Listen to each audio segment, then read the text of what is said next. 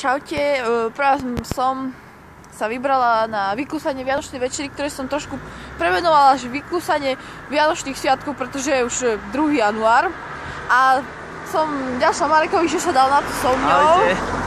Čiže týmto ho aj zároveň nominujem a v žiari, ale nenašli sme nikde tabulu, hej, tak aby ste verili, tak aha, pozrite, nejaká križovatka známa. A čaká nás 30 km a ideme na to. Bude to ťažký boj, takže držte nám palce. Čaute. No, našli sme značku, tak aby ste verili iba, hej. A takže ideme. A chcem pozdraviť mojich spolužiakov, že čaute a šťastný nový rok už keď som tu bola. Vidíme sa 18. čaute. Nechceš čo povedať? Čau, nie, však potom poviem, keď nebudem vládať. Dobre. Takže ako vidíte, nachádzame sa v Hliníku aj s Majkou. Áno. Zatiaľ žijeme. Darí sa nám, troška nám mrznú ruky a hlava, ale to sa dá prežiť.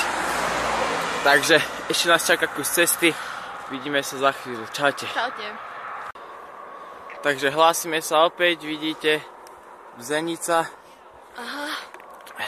Čaká nás ešte viac ako polka. Zatiaľ to statočne zvládame. Darí sa nám. Dúfam, že nám to takto pôjde aj až na baňu. Hej. Trošku už cítim stehenka, ale to je ono, treba makať, hej. Hecnúť sa. Jasne, dobre, dovidenia, čaute. Papa. Chádzame do Žarnovice. Ešte raz toľko.